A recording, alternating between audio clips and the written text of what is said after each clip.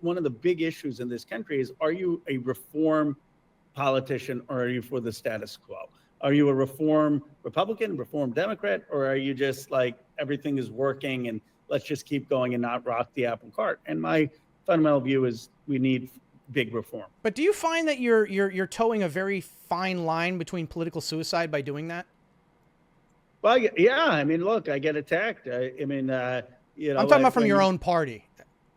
From my own party too. Yeah. I mean, one of the biggest things I got attacked for was when I put out a letter saying that we should have recognized a Palestinian state as a part of the two-state solution. I got huge attack from my own party on that. I've gotten attacked from my own party for calling for no PAC money, for no lobbyist money. I've gotten attacked for my political reform plan that members shouldn't be to becoming lobbyists.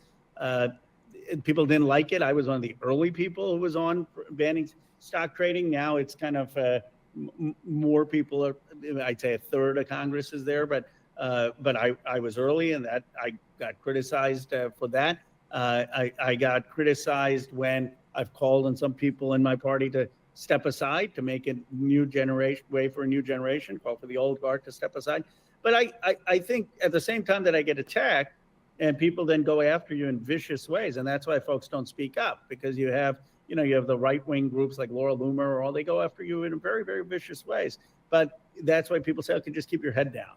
Don't say anything, because otherwise they're going to come after you. They're going to try to go after your character. They're going to try to demonize you. And if you don't say anything, then no one's going to attack you. And so because I'm so vocal on banning PAC money, releasing the Epstein Files, a stock ban, starting the No PAC caucus, you put yourself out there more in the line of fire. And you're also from a district that you probably don't have to worry as much about being primaried against, because you're pretty well known. You've been there a while. So, you always worry about being a competition election. No, you never take that for granted. But I'm willing to take certain positions and what's the point of being in politics if you're not willing to take some risk and take some stands? And so I'm willing to now say, hey, here's what I believe. And if people don't like it, they don't like it. It's the attacks, and it's with social media, actually, the viciousness of attacks, where sometimes there's misinformation. How do you do it? People don't see the whole context, and that you got to really have a thick skin. But when you're out there, I mean, they're doing this now to Marjorie Taylor Greene. Laura Loomer is going after her because she's taken certain positions. They're saying don't cut health care, or she's talked about standing up on the Epstein Files. If you take positions that go against the system, then they all come after you. And then the way they come after you is they go after your character, and they say, oh, he's going after corruption, or Marjorie's going after corruption, but they're corrupt. And then if everyone's corrupt, then no change happens. Right? Do you see a similar fraction in the Democrat left side between people that are like moving to the more democratic socialist side versus the moderate Democrat? Do you see that kind of, not to, but I mean, do you see kind of that similar thing? Well, what I call it the reform side, or the anti-status quo side. Look, I call myself a progressive capitalist. I'm not a democratic socialist, but I do think that the fundamental challenge of capitalism is income inequality, and we need to be taxing wealth more and expanding childcare, healthcare, free college. And so I've campaigned for Bernie. I was his co-chair in his campaign. I've supported Zoran Mamdani, but I also believe that we need sort of a free markets and the private sector to be part of job creation. Are you friends by any chance with the one congressperson from Delaware? Sarah McBride. Are you? Yeah. Oh, damn. Okay, never mind.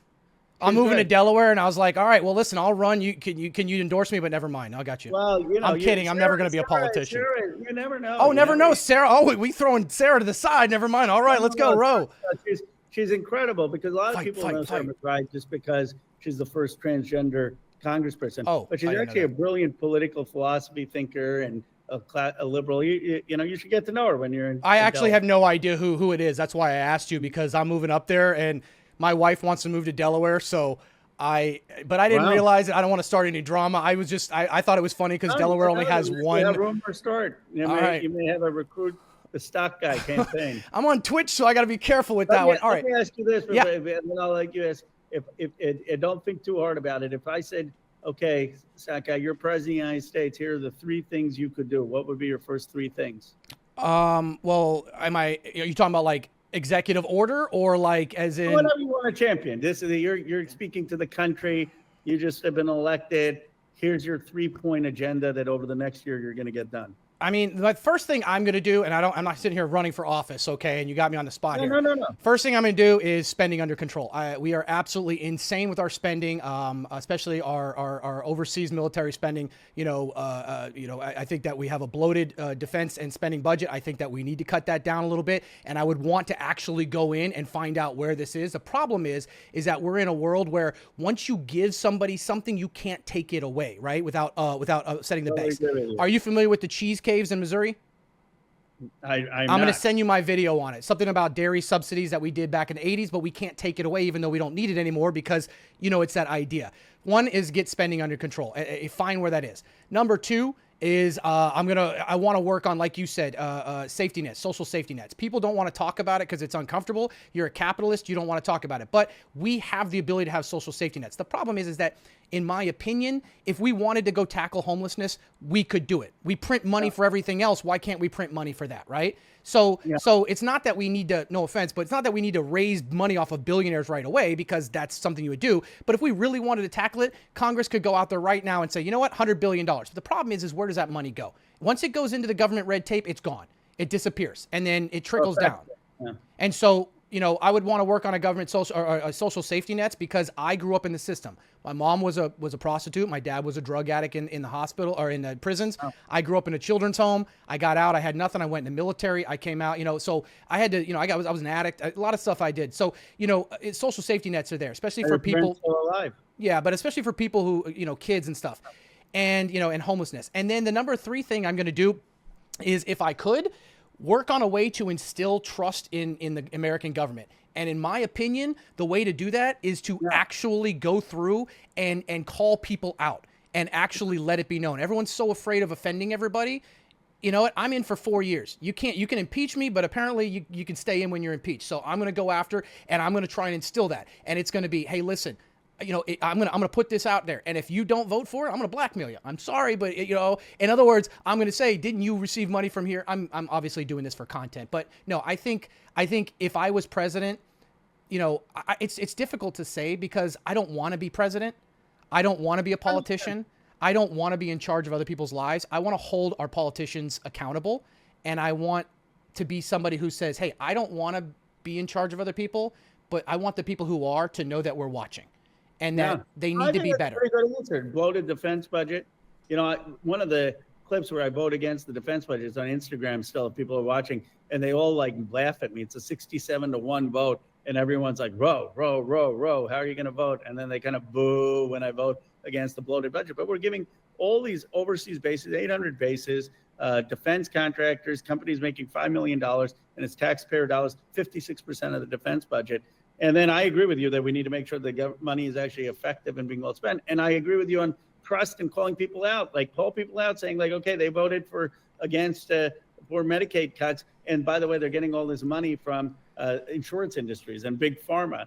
And they're getting where their money is coming from. That's the biggest thing I think in politics is whether it's a NASCAR-like shirt or whatever, we've got to look at where the sources of money for politicians is coming from and why they're voting a certain way. And I think a president needs to call that out. And like the VA, instead of fixing the VA, they just figure we'll throw more money at it instead of reforming it and making the money go. And I'm somebody who watches the VA is broken, but everyone's afraid to fix it because they're afraid if the things they implement lead to one vet, something happening to them, it's political suicide. So everyone's like, just throw more money at it. It's like, that's the government in a nutshell. Let's just throw money at it and never fix what's wrong with it. Instead of saying the money that's put into it is more effective, let's just add more and that'll solve the problem. And all that does is bloat our budget without ever fixing the problem. And so here, listen, next time you need someone on your side, okay, about economics or whatever, you need a straightforward, hard-nosed guy in Congress,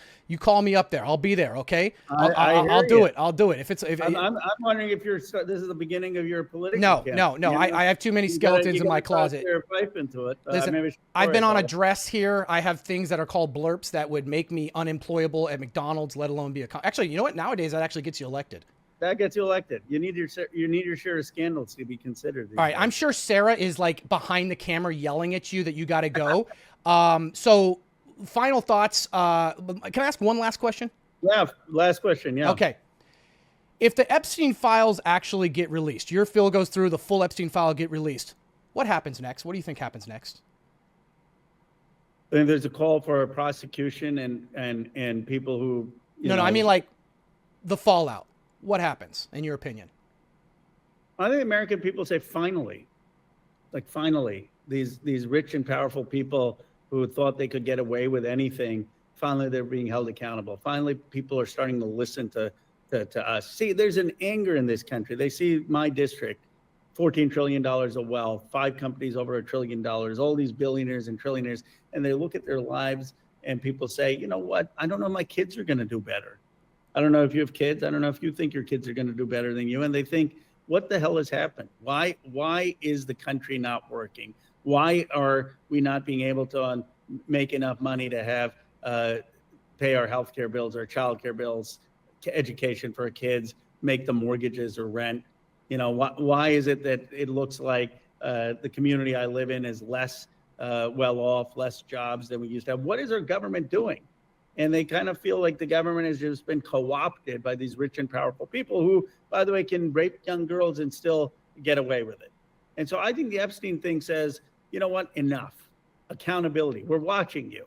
And the game is over. The free ride is over. You're going to now have people in politics who are going to stand up for accountability. And they expect you to be working for people.